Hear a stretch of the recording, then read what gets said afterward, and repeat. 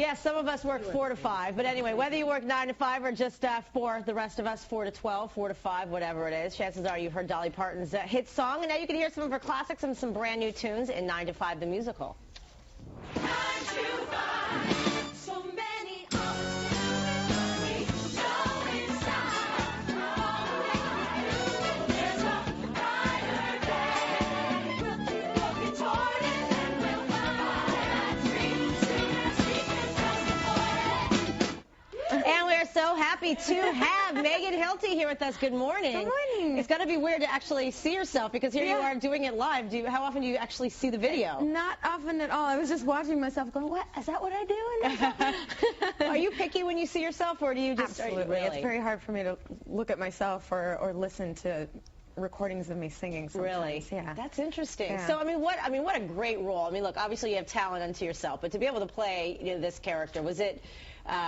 explain what the feeling was like when you first got cast. No pressure at all. You None. know, to play a living legend's role that she perfected and made so iconic in the movie that people have watched for years and years and years. I had a panic attack when I realized that Dolly was going to be in the room while we were rehearsing. Luckily, I got the reading about 2.5 years ago.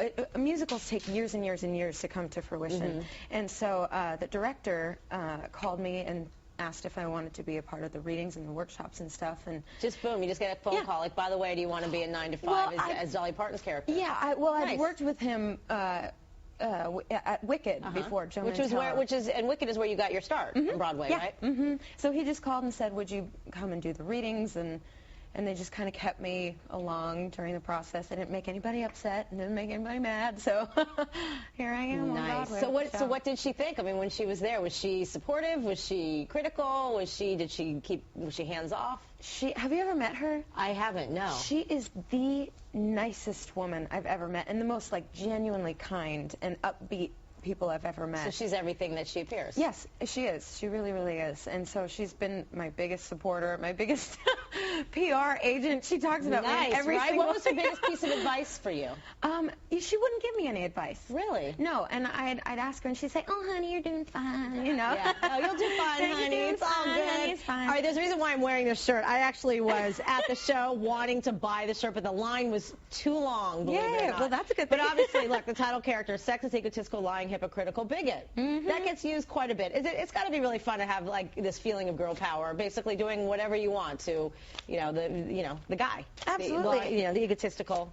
And I have one of the funnest scenes in the whole show where I get to really let him have it, where I find out that he's been telling everybody that we've been having an affair, which we haven't, and so I get to push him around and knock over pencils and stuff. Literally, and then do a few things at his house too. Yeah, yeah, and threaten him with a gun and tie him up. You know, the normal things you want to do to your boss, but you never really can. Not bad in a day's work. Yeah. Right? All right. Also, look, to be a newbie, to be from the West Coast originally, you've been nominated. The show's been nominated for Tony's. You're already getting, critical reviews for this. It's, what's next for you? I mean, after this. I don't know. I want to do everything, and I don't think that's too ambitious. In Los Angeles, I got to do several TV shows and voiceover work and stuff, and I really, really love that, so I'm going to continue doing that. All right, you also have a unique little side venture. I do. Tell us about it. I've developed a little coffee and tea line.